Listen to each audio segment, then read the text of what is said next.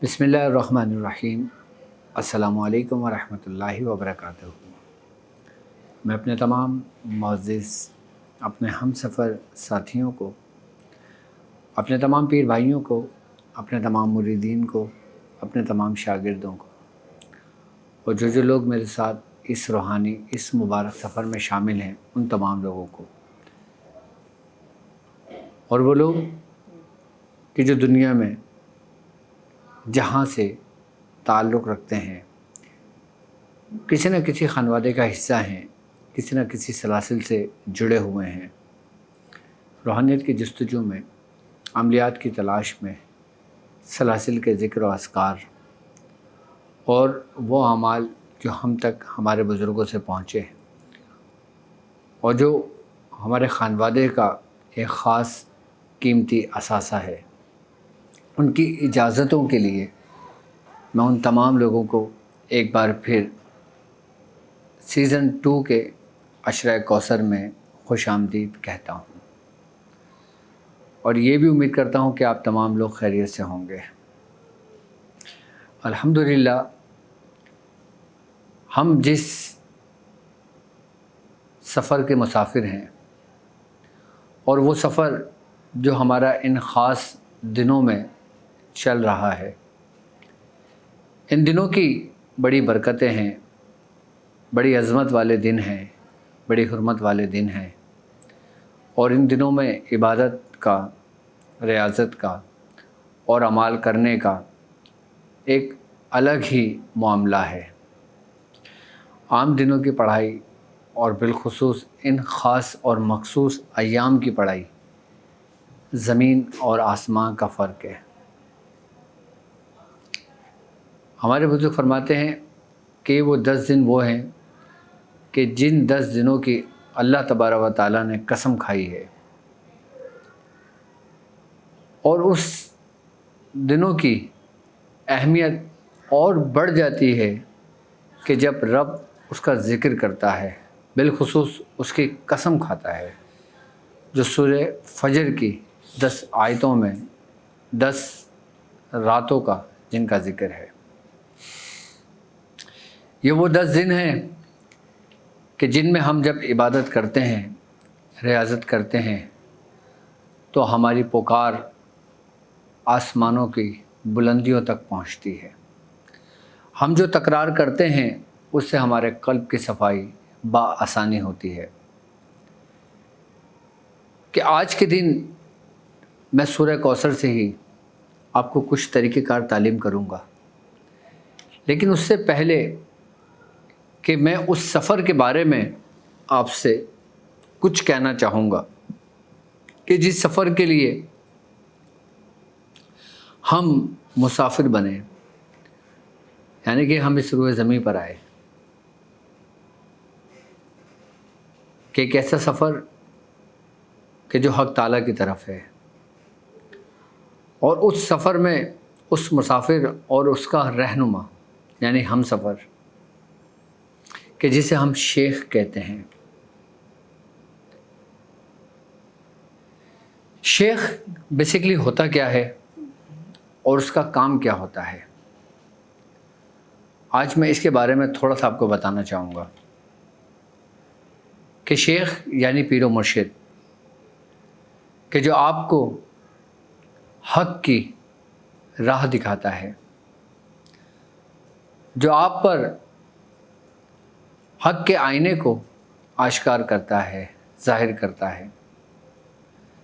कि शेख एक ऐसा आईना है कि जिसमें हर मुरीद अपना अक्स देखता है और शेख वो आईना है कि जो बातिन की कसाफ़तों को ज़ाहिर करके उन्हें पाक करता है, उन्हें साफ़ करता है। अब शेख अपनी तवज्जो के ज़रिए इब्तिदान में अपने मुरीद पर तवज्जो इस्लाही करता है ताकि उसकी इस्लाह हो। इस्लाह ऐसे हो कि उसके अंदर से जो खसाइल रज़ीला है, जो उसके अंदर से बुराइयां हैं, जो उसके अंदर वबाओं का असर है, जो उसके अंदर दुनिया की बलाओं का असर है, जो उसके ऊपर दुनिया की मोहब्बत का गलबा है, شیخ کی پہلی توجہ کہ جسے توجہ اصلاحی کہتے ہیں وہ انہی کثافتوں کو پاک کرتی ہے، صاف کرتی ہے۔ اور اس کے بعد شیخ سب سے پہلے جب بیعت لیتا ہے، یہاں پہ بیعت کو سمجھیے گا ذرا کہ بیعت ہوتی کیا ہے، بیعت ہے کیا۔ ہمارے بزرگ اس کے بارے میں فرماتے ہیں کہ بیعت لفظ فارسی بئی سے نکلا ہے کہ جس کے معنی سودا کرنا، بک جانا، یعنی کہ اللہ کے لیے اپنے آپ کو بیچ دینا اور اپنے آپ کو ایک ایسے سفر کے لیے منتخب کر لینا کہ جو سفر عام نہیں۔ اچھا، بزرگ فرماتے ہیں کہ بیعت کی بھی اقسام ہے۔ سب سے پہلی بیعت جب شیخ لیتا ہے، جب مرید اپنے شیخ کے ہاتھ پہ بیعت کرتا ہے تو وہ بیعت توبہ کہلاتی ہے۔ بیعت توبہ کیا ہے؟ کہ بیعت توبہ یہ ہوتی ہے کہ انسان اپنے گناہوں کی معافی مانگتا ہے اور عہد کرتا ہے، بیعت کرتا ہے کہ اب وہ یہ گناہ نہیں کرے گا۔ پھر شیخ اپنی توجہ کے ذریعے اس کی اصلاح کرتا ہے، پھر وہ ان گناہوں سے باز آتا ہے، پھر وہ اپنے رب کی طرف مائل ہوتا ہے۔ یعنی کہ جب انسان گناہوں کی طرف سے ہٹے گا تو یقیناً وہ روشنی کی طرف آئے گا۔ ابتداءً میں سب سے پہلے جو بیعت ہوتی ہے وہ بیعت توبہ ہوتی ہے، اور بزرگ فرماتے ہیں اس کے بعد پھر اس کو کہتے ہیں بیعت سلوک۔ اب یہ بیعت سلوک کیا ہے؟ یہ سفر کب شروع ہوتا ہے؟ اس کے بارے میں بزرگ فرماتے ہیں کہ جب بیعت توبہ پر مرید قائم ہو جاتا ہے کہ پھر اس سے وہ گناہ سرزد نہیں ہوتا جس گناہ کے لیے اس نے توبہ کی ہوتی ہے۔ جب بیعت توبہ اس کے اندر صلاحیت کر جاتی ہے تو ایک نطفہ قرار پاتا ہے کہ جسے کہتے ہیں بیعت سلوک کا۔ بیعت سلوک کے بارے میں ہمارے بزرگ فرماتے ہیں کہ یہ روحانی منازل کی راہ پر چلنے کے لیے ہے کہ یہاں سے اس کا پھر وہ سفر شروع ہوتا ہے کہ جسے سلوک کا سفر کہتے ہیں، کہ جسے سلوک کی 99 منازلیں ہیں۔ اور جب سلوک کی منزل پہ پہلا قدم رکھتا ہے تب اس سے بیعت سلوک لی جاتی ہے۔ بیعت توبہ الگ ہے، بیعت سلوک الگ ہے، اور پھر آخر میں آتی ہے بیعت خلافت، یعنی کہ جسے بیعت ولایت بھی کہتے ہیں۔ کہ بیعت خلافت کیا ہے؟ اس کے بارے میں بزرگ فرماتے ہیں کہ یہ روحانی ذمہ داریوں اور امانت کی منتقلی کا ایک ذریعہ ہے کہ جس میں عہد لیا جاتا ہے، بیعت لی جاتی ہے کہ تم کو جس طرح تمہارے شیخ نے تمہاری تربیت کی ہے، کہ جس طرح تمہارے شیخ نے تم کو مختلف منازلوں سے گزارا ہے، وہ ذکر و اذکار کے ذریعے گزارا ہے، صورتوں کے ذریعے گزارا ہے، آیتوں کی تکرار کے ذریعے گزارا ہے، اسماء الہی کے نام کے ذریعے گزارا ہے، یا تمہاری ریاضت جس صورت پر رہی ہو یا جس عمل پر رہی ہو، پھر وہ اس پہ عہد لیتا ہے کہ تم اپنے لیے پھر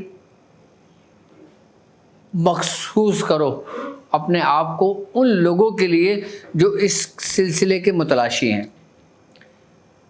جو منتظر ہیں اس راہ میں چلنے کے لیے۔ پھر جب بیعت خلافت ہو جاتی ہے، جب ذمہ داریاں اس کو دی جاتی ہیں، جب ذمہ داریاں اس کو ملتی ہیں، پھر وہاں سے اس کا وہ سفر شروع ہوتا ہے کہ جس کا سفر کہتے ہیں کہ ذمہ داریوں سے بھرا ہوا سفر، پھر جس میں کوئی لرزش کی معافی نہیں ہے۔ پھر کوئی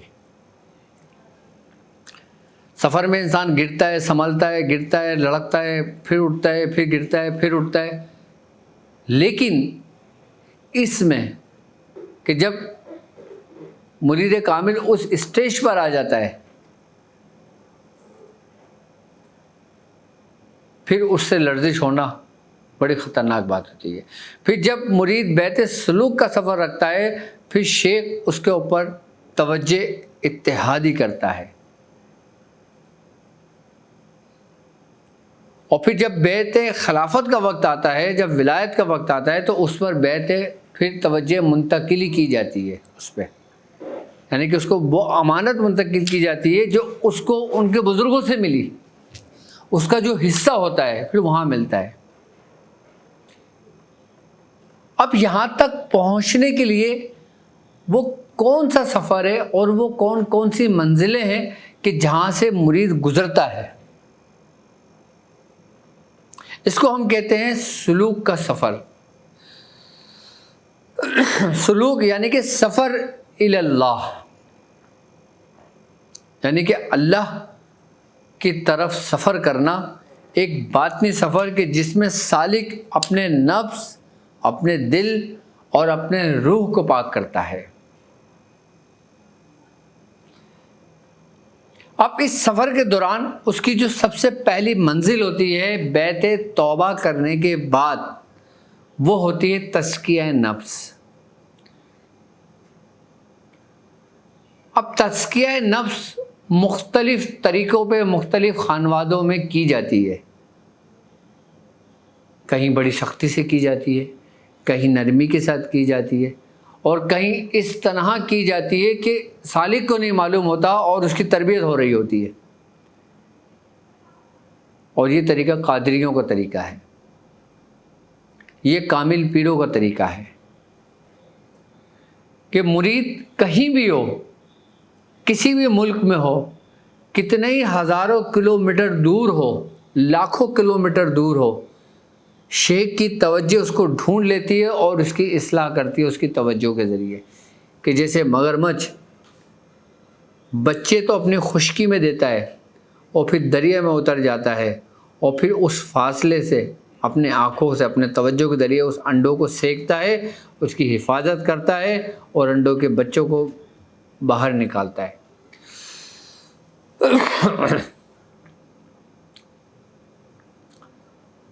تو وہی کامل شیخ ہوتا ہے جس کا مرید اگر لاکھوں کلومیٹر دور بھی ہو، کہیں بھی ہو، لیکن شیخ کی نظر، شیخ کی توجہ اسے ڈھونڈ لیتی ہے کہ جس مرید کے دل میں طلب دیکھتی ہے۔ اب اس طلب دیکھنے کے لیے اس کا ملنا ضروری نہیں ہے۔ اب جیسے مثال کے طور پہ ایک شخص کئی دوسرے ممالک میں ہے، لاکھوں کلومیٹر دور ہے، لیکن وہ پریشانی کی وجہ سے، مفلسی کی وجہ سے، پیسہ نہ ہونے کی وجہ سے ویزا نہیں مل سکتا، آ نہیں سکتا، اپنے شیخ سے روبرو نہیں ملاقات ہو سکتا، تو کیا اس کا حصہ نہیں ہے؟ کیا اس کا فیض نہیں ہے؟ بالکل ہے، بالکل اس کو ملے گا، بالکل سب کچھ ملے گا، بس شرط یہ ہے کہ جو مرید صادق ہے اس کے دل میں طلب ہونی چاہیے۔ اور طلب پیدا کرنے کے لیے اس مرید صادق کی سب سے بڑی نشانی یہ ہوتی ہے کہ وہ اپنے شیخ سے محبت کرتا ہے اور اس کی اطاعت کرتا ہے، مکمل اطاعت کرتا ہے۔ اور جو اطاعت کرتا ہے وہ منزل کو پا لیتا ہے، وہ اس توجہ کو پا لیتا ہے، پھر وہ دور رہ کر بھی اس کی اصلاح کرتا ہے۔ یہ ہے تزکیہ نفس۔ اور جب تزکیہ نفس کیا جاتا ہے تو اس میں سالک ان منزلوں سے گزرتا ہے کہ جس کی سب سے پہلی منزل ہے کہ جسے کہتے ہیں نفس امارہ، یعنی کہ برائی کی طرف کھینچنے والا نفس، برائی کی طرف دعوت دینے والا نفس، برائی پر غلبہ پانے والا نفس، برائی کو بڑھا دینے والا نفس۔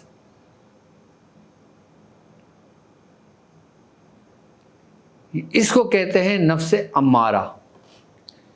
پھر جب سالک اس منزل سے گزر کر نفس لوامہ کی طرف پہنچتا ہے، یہ ہے ملامت کرنے والا نفس، کہ ہر وقت مرید حق، طالب صادق ملامت کرنے لگتا ہے۔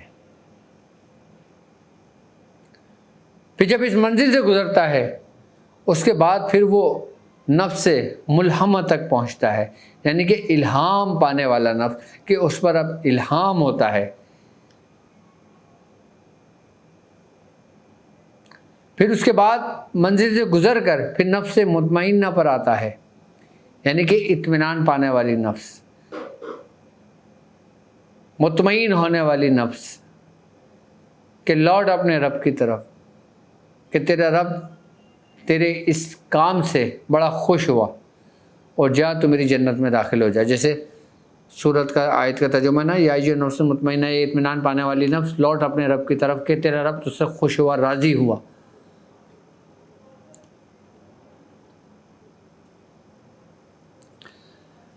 اس کے بعد بزرگ فرماتے ہیں پھر اس منزل سے بھی گزر کر پھر وہ نفس سے راضیہ پر آتا ہے، یعنی کہ جس پہ اللہ کی رضا پر راضی رہنے والا ہو، یعنی کہ وہ نفس جو اللہ کی رضا پر ہمیشہ راضی رہے، اس کو نفس راضیہ کہتے ہیں. پھر اس کے بعد کہتے ہیں نفس مرضیہ، یعنی کہ وہ نفس کہ اللہ جس سے راضی ہوا ہو.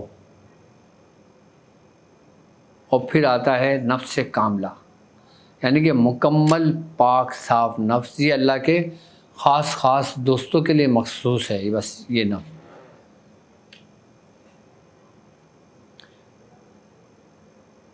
پھر یہ منازل طے کرتا ہوا انسان آ رہا ہوتا ہے. اور اس کے ساتھ ہی جب دل کی منزلیں ہوتی ہیں تو دل کی منزل میں سب سے پہلی منزل جو ہوتی ہے اس کو کہتے ہیں قلب سلیم، یعنی کہ صاف کیا ہوا دل، پاک صاف کیا ہوا. اس کے بعد منزل جب بدلتی ہے تو قلب منیب پر آتا ہے. قلب منیب یعنی کہ اللہ کی طرف رجوع کرنے والا، کہ جس میں سوا اللہ کی محبت کے کچھ باقی نہ رہے، اس کو قلب منیب کہتے ہیں. یعنی کہ دنیا کی محبت اور دنیا میں رہنے والوں کی محبت ذرہ برابر بھی نہ ہو، رائی کے دانے کے برابر بھی اگر ہوگی تو وہ قلب منیب نہیں ہو سکتا. یہ بھی مخصوص لوگوں کے لیے ہے. پھر اس کے بعد آتا ہے قلب شہود، یعنی کہ مشاہدہ کرنے والا نفس قلب، کہ پھر وہ مشاہدہ کرتا ہے. اصل اگر دیکھا جائے سلوک کی یہی ابتدا ہے، اور یہی سے انسان اپنے منزل کو پہنچتا ہے. اور سارا کا سارا جھگڑا ہمارے اندر ہونے والے نفس ہے. نفس کیا ہے؟ میں پھر ایک دفعہ سمجھا دیتا ہوں کہ نفس وجود یعنی جسم اور روح، اس کے ملاپ سے تیسری شے پیدا ہوتی ہے جسے کہتے ہیں نفس. یعنی کہ جب جسم کے اندر روح داخل ہوتی ہے، کہ جیسے ہم پانی میں چینی حل کر لیتے ہیں اور پھر ہم اس میں کوئی شربت ڈال دیتے ہیں، تو یہ دو چیزوں کا جو مرکب ہوا یہ شربت بن گیا. یعنی کہ چینی اور پانی کو ملایا تو پانی میٹھا ہو گیا، شربت بن گیا. اسی طریقے سے جسم اور روح، جب روح جسم کے اندر داخل ہوئی تو جنم کس نے لیا؟ تمہاری جان نے، یعنی کہ نفس نے. اب دیکھو نا، جب انسان کے جسم سے روح کھینچ لی جاتی ہے تو نفس مردہ ہو جاتا ہے، مر جاتا ہے. اسی طریقے سے جب انسان نیند کی حالت میں ہوتا ہے، نیند کے بارے میں بھی ہے نا کہ موت کی بہن ہے، کہ جب انسان نیند کی حالت میں ہوتا ہے، گہری نیند میں ہوتا ہے، جب سوئے ہوا ہوتا ہے تو اس کو کسی چیز کا ہوش نہیں ہوتا. یہاں تک کہ خواب کی حالت میں اس کی روح اس کے جسم سے پرواز کرتی ہے، اور جیسے ہی انسان بیدار ہوتا ہے، نفس بیدار ہوتا ہے، روح سیکنڈوں کے بھی 1000ویں حصے میں منتقل ہو جاتی ہے.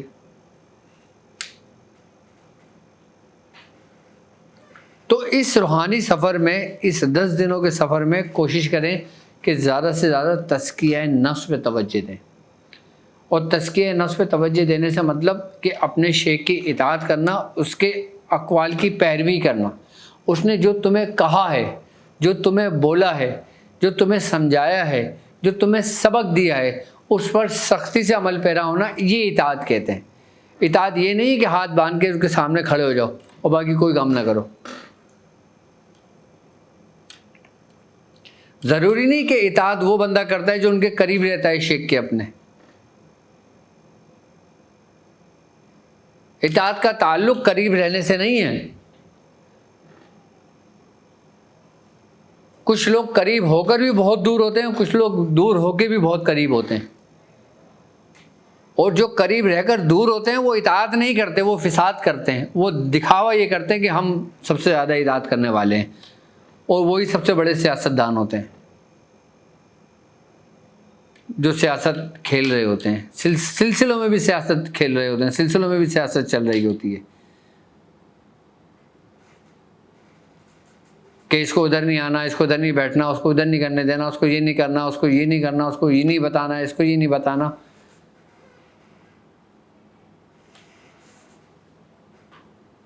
پہلے سلسلوں میں سیاست نہیں تھی، روحانیت تھی. اب سلسلوں میں سیاست ہے، روحانیت نہیں ہے. شیخ تمہارا چاہے جتنے ہی کامل کیوں نہ ہو، اگر تمہارا تعلق تمہارے شیخ سے ہے تو تم کامل ہو سکتے ہو، اور اگر تمہارا تعلق اس سیاست سے بھی ذرا سا نکلا تو تم برباد ہو گئے.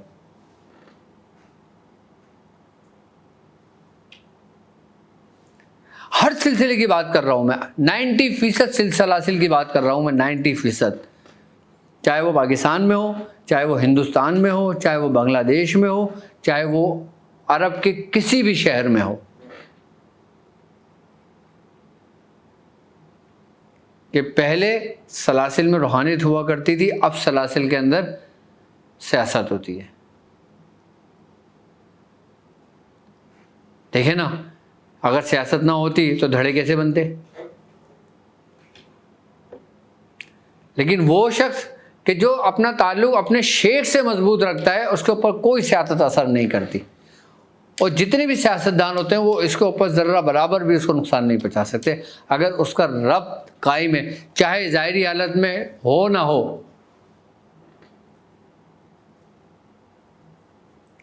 دل کا جو رشتہ ہے نا، اس کا تعلق بندہ اور اللہ اور اس کے مرشد کا ہے. کہ ایسے واقعہ کہ جیسے ایک صحابی رسول نے کافر کو پکڑا اور تلوار سے اس کے سر پہ رکھ کے اس نے بولا میں ایمان لاتا ہوں، میں ایمان لاتا ہوں، لیکن آپ نے کہا پھر بھی آپ نے اس کو قتل کر دیا. کہ جب رسول اللہ پہ بات پہنچی تو رسول اللہ نے پوچھا اے فلاں شخص، جب وہ ایمان لے آیا تھا، جب وہ مسلمان کہہ رہا تھا، تو تم نے اس کو کیوں قتل کیا؟ فرمایا اللہ کے نبی وہ اس خوف سے ڈر کر رہا تھا. تو آپ نے کہا کیا تم نے اس کا دل چیر کے دیکھا تھا؟ یہ واقعہ سنا ہے نا، کہ کیا تم نے اس کا دل چیر کے دیکھا تھا کہ وہ اس خوف سے بول رہا ہے، یا وہ حقیقت میں مسلمان ہو گیا تھا، یا ایمان لے آیا تھا، یا اس کے دل میں ایمان کی طلب تھی؟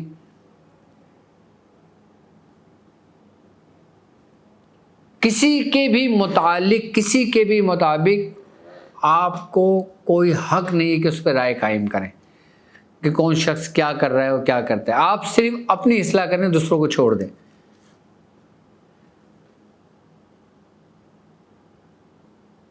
دوسرا اگر غلط بھی کر رہا ہے تو وہ آپ کے لیے نہیں، اپنے لیے غلط کر رہا ہے، کیونکہ وہ جو بوئے گا وہی کاٹے گا. میں اپنے مریدوں کو خاص یہ نصیحت کر رہا ہوں کہ وہ کبھی بھی ان خرافات، ان سیاست میں نہ پڑیں. وہ اپنے شیخ سے تعلق قائم کریں بس. دنیا ان کو کچھ بھی کہتی رہے، اپنے شیخ سے تعلق اور محبت مضبوطی سے رکھیں. مجال ہے کہ آپ کو ہلا دے کوئی، اور اگر ذرہ برابر بھی تم سیاست کے چکر میں پڑے تو یخلق وہ گرا کے جڑیں تک اکھڑ گئیں، آندھی میں بھی جس پیڑ کو ہلتے نہیں دیکھا. پھر یہی معاملہ ہوگا.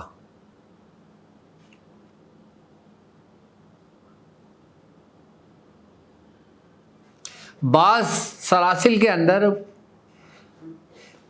اپنے مریدین کی تربیت کے لیے شیخ اپنے سے اپنے مرید کو جدا کرتا ہے، اس کو دور کر دیتا ہے. اس لیے نہیں کہ وہ اس سے نفرت کرتا ہے، بلکہ اس لیے کہ تاکہ وہ دوسرے فتنوں سے محفوظ رہے اور اس کی تربیت بہتر انداز سے ہو سکے. کہ جیسے قطب الدین بختیار کاکی نے حضرت بابا فرید کو کچھ عرصہ اپنے پاس رکھا، اس کے بعد آپ کو روانہ کر دیا. آپ بڑے تڑپتے تھے، بڑے مچلتے تھے اپنے مرشد کی طرف جانے کو، آپ بولتے تھے خبردار یہاں مت آنا بھی.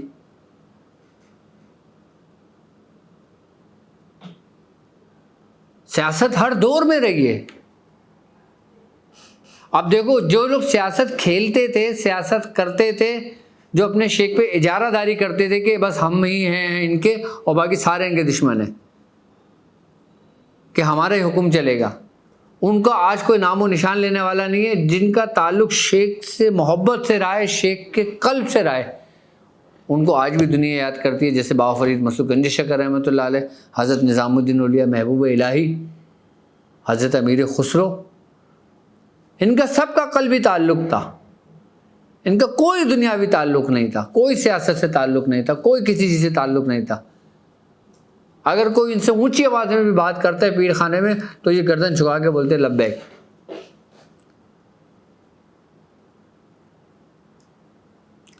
ہر ولی اپنے پیر خانے سے گزرا ہے،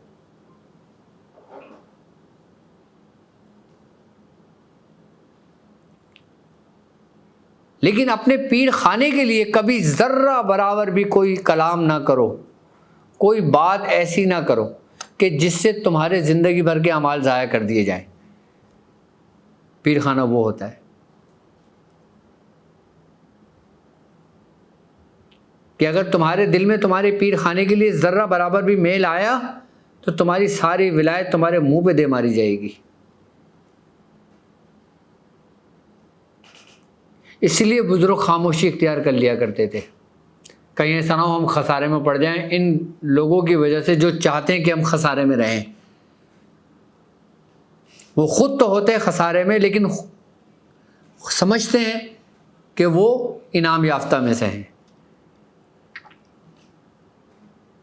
شیخ کے قریب رہنا یہ انعام نہیں ہے، شیخ کی اطاعت میں انعام ہے، کہ جیسے اللہ سورہ فاتحہ میں فرما رہے کہ اہدنا الصراط المستقیم، کہ چلو سیدھے راستے پر۔ اب شیخ کے ساتھ ہو تو سیدھے راستے پر ہو، لیکن وہ تمہیں آگے بتا رہا ہے کہ اس راستے پہ چلو کہ جس پر اس نے نعمتیں دیں، یعنی سلسلے کے اندر ان پر چلو کہ جو انعام یافتہ ہیں، یعنی کہ جو اطاعت والے بندے ہیں، جو عبادت گزار بندے ہیں، جو اس نفسا نفسی میں نہیں پڑتے، ان سیاست میں نہیں پڑتے، کسی کی مخالفت نہیں کرتے، بلکہ اصلاح کرنے کی کوشش کرتے ہیں۔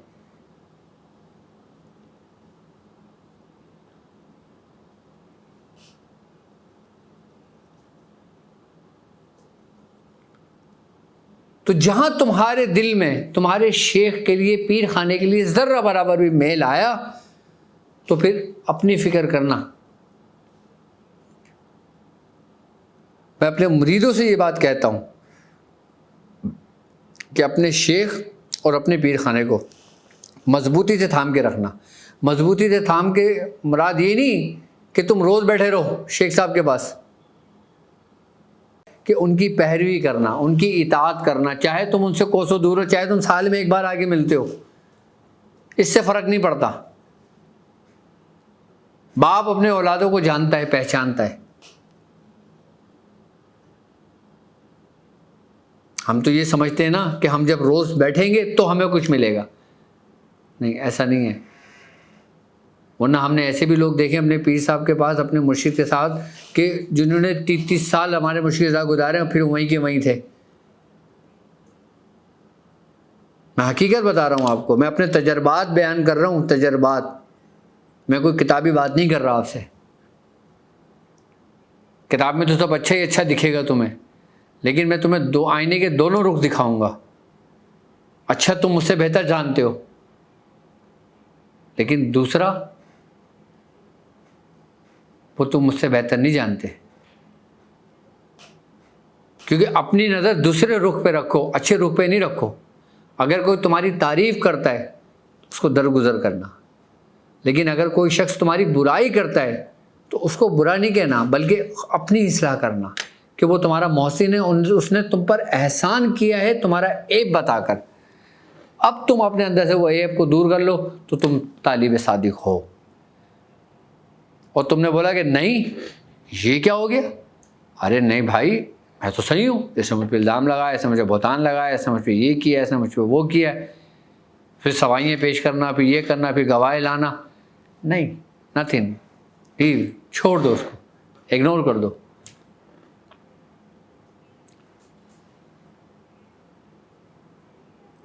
عشرہ کوثر یہ تربیت مریدین ہے، یہ یہ لیکچر میرا مریدوں کی تربیت کے لیے ہے۔ باپ اپنے اولاد کی سب سے بہترین تربیت کرتا ہے کہ ان کو وہ دونوں رخ دکھاتا ہے، اچھا بھی دکھاتا ہے، برا بھی دکھاتا ہے۔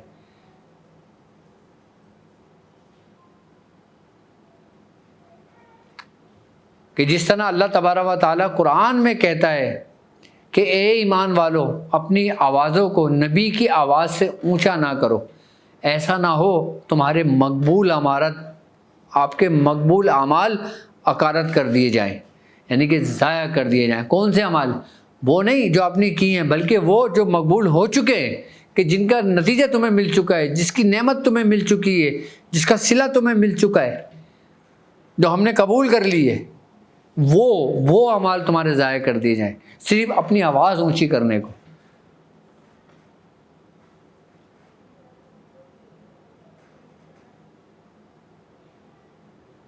اللہ کس کے لیے کہہ رہا ہے؟ اپنے محبوب کے لیے، کہ اور مخاطب بھی کس سے؟ عام لوگوں سے نہیں ہے، یا ایھا الناس سے نہیں ہے، ایمان والوں سے ہے۔ مسلمان سے ہوتا تو شاید کوئی گنجائش نکل آتی، لیکن وہ ایمان والوں سے ہے۔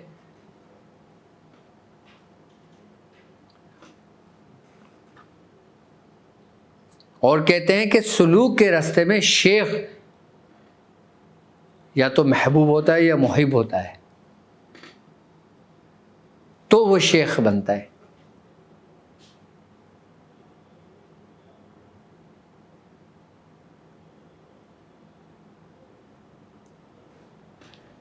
ڈاکٹر صاحب کی کامیابی کا راز صرف اور صرف کیا؟ اپنے شیخ سے محبت اور اطاعت ہے۔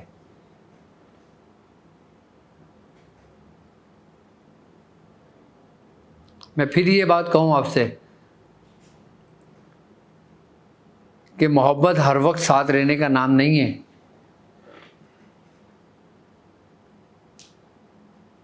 بس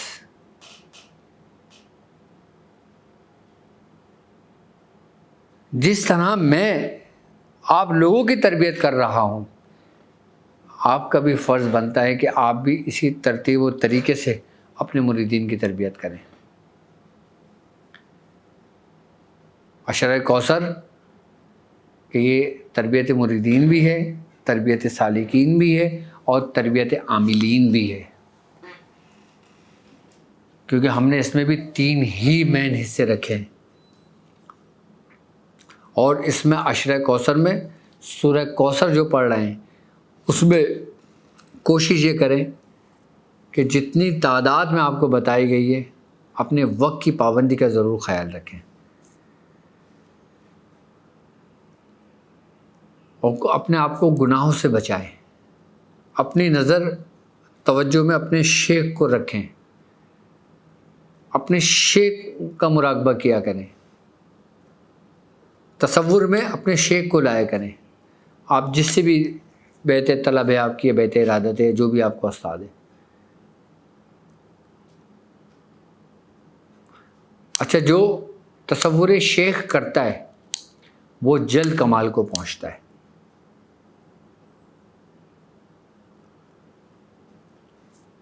کیونکہ جو تصور شیخ کرتا ہے، شیخ کی توجہ اس کو ڈھونڈ لیتی ہے، اس کو پا لیتی ہے۔ کہ جس طرح موبائل میں آپ نے کوئی اپلیکیشن آن کری، ٹھک کر کے لوگوں کو پتہ چل گیا کہ بھائی آن لائن آئے حضرت۔ یہ ٹیکنالوجی ہے نا، کہ آپ موبائل آن کریں، آپ دنیا میں کہیں بھی ہوں، جب میں موبائل چیک کروں گا ٹھک کر کے مجھے پتہ لگ جائے گا کہ فلاں بندہ آن لائن ہے اس وقت۔ یہ ٹیکنالوجی اتنی ترقی کر گئی ہے، تو پھر تم یہ دیکھو کہ روحانیت کا کیا مقام ہوگا۔ روحانیت بھی کس وقت آپ کو تلاش کرتی ہے؟ کہ جب آپ تصور شیخ میں بیٹھتے ہو، آپ ایکٹیویٹ ہوتے ہو، ٹھک کر کے میسیج آ جاتا ہے کہ فلاں شخص منتظر ہے فیض کا، اور وہی فیض توجہ نظر اس کو ڈھونڈ لیتی ہے۔ یہ میں نے بڑی پیاری مثال آپ کو دی ہے۔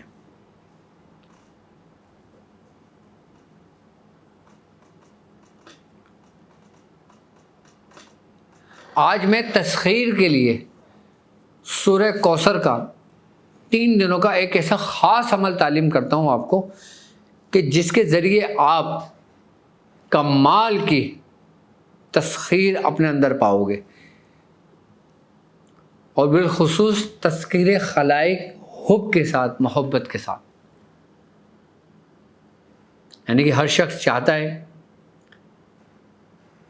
کہ دوسروں لوگوں کے دلوں میں اس کی محبت ہو، اس کے دشمنوں پر اس کی ہیبت ہو، چھوٹے بڑے لوگ اس سے محبت کریں، ادب سے پیش آئیں، اس کا احترام کریں، اس سے محبت رکھیں، اس کی ہر بات مانیں، اس کی ہر بات سنیں.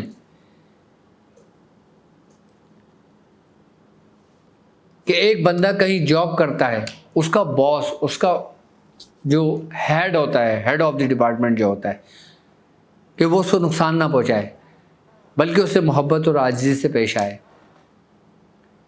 اس کو کنٹرول میں کرنا، تسخیر یہ کہلاتی ہے. اور سورہ کوثر کے ذریعے کمال کی تسخیر ہوتی ہے ان 3 دنوں میں. کون سے؟ 7، 8 اور 9 کو. 3 دن کا عمل ہے سورہ کوثر. ساری سورہ کوثر پڑھنا ہے آپ نے. آپ جو عمل ہمارا عشرہ کوثر کا عمل چل رہا ہے یہ الگ ہے، اس کو کنٹینیو رکھنا اپنا، اس کو نہیں چھیڑنا. لیکن اگر تسخیر کا کرنا چاہو تو دن میں کسی بھی ٹائم، جب 7ویں تاریخ کا دن ہو، 8ویں تاریخ کا دن ہو اور 9ویں تاریخ کا دن ہو، تو ان 3 دنوں میں یہ عمل کر لینا. عمل کیا ہوگا؟ سورہ کوثر آپ نے پڑھنا ہے.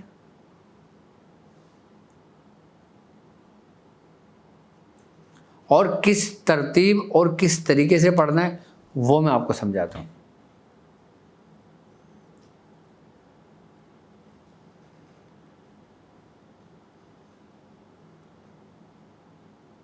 کہ پہلے دن جب آپ عمل کریں گے، یعنی کہ 7ویں تاریخ کو، تو آپ 700 مرتبہ پڑھیں گے سورہ کوثر. صرف سورہ کوثر ایک بار بسم اللہ پڑھی جائے گی اور پھر سورہ کوثر پڑھی جائے گی. 7ویں تاریخ کو 700 مرتبہ پڑھی جائے گی، 8ویں تاریخ کو 800 مرتبہ پڑھی جائے گی، اور 9ویں تاریخ کو 900 مرتبہ پڑھی جائے گی.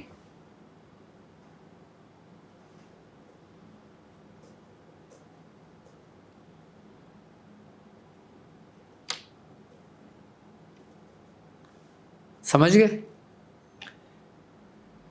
7 تاریخ کو 700 مرتبہ، 8 تاریخ کو 800 مرتبہ، 9 تاریخ کو 900 مرتبہ. یہ تسخیر کے لیے آپ نے پڑھنا ہے اور دن میں پڑھنا ہے.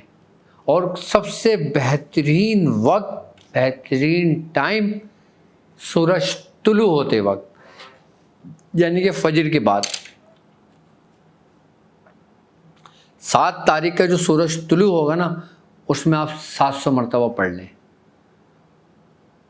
اگر اور اس میں کمال چاہتے ہو اور اس میں اثر چاہتے ہو تو کھلے آسمان کے نیچے آپ سورج کو دیکھتے ہوئے یہ عمل پڑھ لو.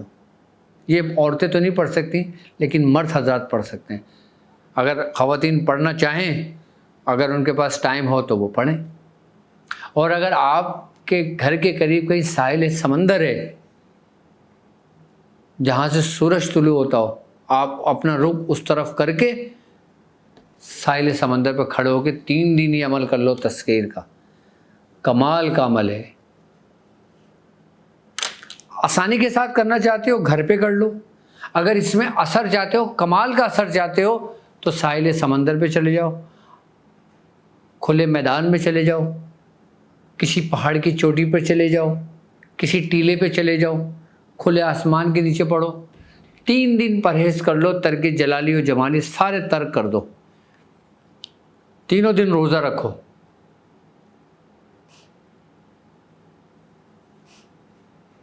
گوشت، انڈا، مچھلی، کچی پیاز، کچا لہسن کچھ نہیں کھاؤ. سبزیاں کھاؤ، دالیں کھاؤ، فروٹ کھاؤ.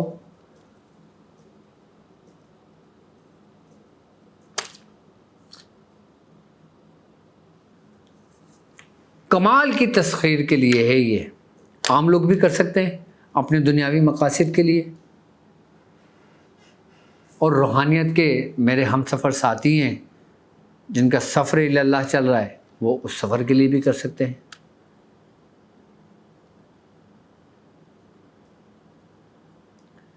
لیکن تسخیر کے لیے با کمال اور اتنا سریع و تاثیر عمل میں نے نہیں دیکھا. بڑا اثر رکھتا ہے یہ. کھلے آسمان کے نیچے جب سورج طلوع ہو اس کو دیکھتے ہوئے 700 مرتبہ سورہ کوثر پڑھ لینا. اور تسخیر بھی ایسی کہ جو آپ کی آخری سانس تک رہے.